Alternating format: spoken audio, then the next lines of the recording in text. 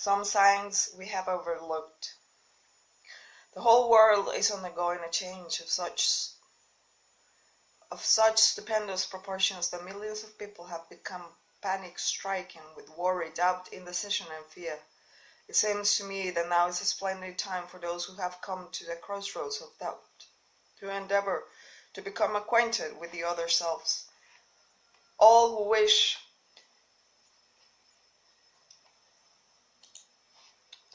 to do so will find it helpful to take a lesson from nature. Observation will show you the eternal stars shine nightly in their accustomed places, that the sun continues to send down its rays of warmth, causing Mother Earth to yield an overabundance of food and clothing, that water continues to flow down the hill, that the birds of the air and the wild animals of the forest receive their accustomed requirements of food, that useful days follows restful night, that busy summer follows the inactive winter. The seasons come and go precisely as they did before 1929 depression began, that in reality only men's minds have ceased to function normally, and this because men have filled their minds with fear. Observation of these simple facts of everyday life may be helpful as a starting point of those who wish to supplant fear by faith.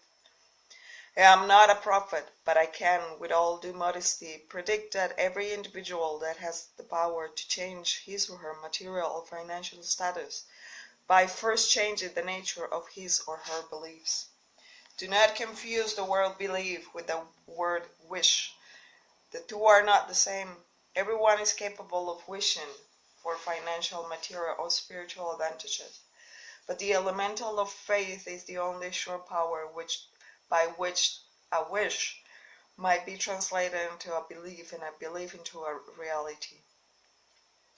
And right here is an appropriate place at which to call attention to real benefit which anyone may experience by deliberately using faith in focusing attention upon any form of constructive desire.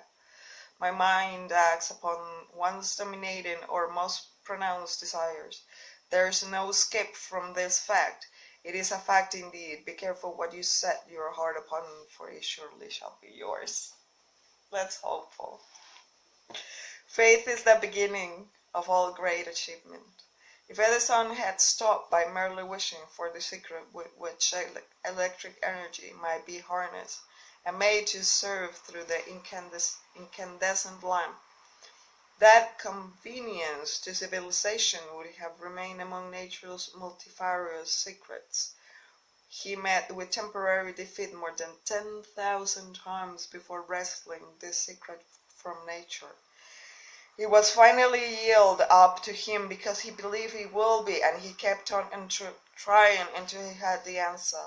Edison uncovered more of nature's secrets, they might have called miracles at that earlier period, in the realm of physics than did any other man who ever lived, and this because he came acquainted with his other self. I have his own word for this, but even if I did not have it, his achievements of themselves have disclosed the secret in their unfoldment. Nothing within reason is impossible to the man who knows and relies upon his other self. Whatever man believes to be true has a way of becoming true. A prayer is a release, though sometimes expressed in audible words and at other times expressed silently. I have observed my experience that a silent prayer is as efficacious as the one which is expressed in words. I have observed also that one's state of mind is the determining factor when prayer works as well as when it does not.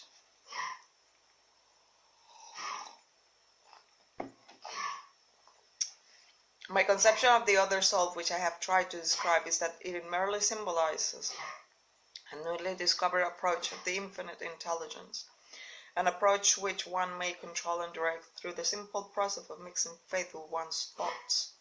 This is only another way of saying that I now have greater faith in the power of prayer. The state of mind known as faith apparently opens to one the medium of a sixth sense through which One may communicate with forces of power and information far surpassing any available through the five physical senses. There comes to your aid and to your binding with the development of the sixth sense, a strange power which, let us assume, is a guardian angel who can open to you at all times the door to the temple of wisdom. The sixth sense comes as near to being a miracle as anything that I have ever experienced, and it appears so perhaps because I do not understand the method by which this principle is operated. This much I do know, that there's a power or a first cause or an intelligence which permeates every atom of matter and embraces every unit of energy perceptible to man. That is infinite intelligence converts acorns into oak trees, causes water to flow down the hill in response to the law of gravity, follow night with day and winter with summer, each maintaining its proper place and relationship to the other. This intelligence may aid transmuting one's desires into concrete or material form. I have this knowledge because I have experienced with it, and I have experienced it. I have for many years followed the habit of taking personal inventory of myself once a year, for the purpose of determining how many of my weaknesses I have bridged or eliminated, and to ascertain what progress, if any, I had made during the year.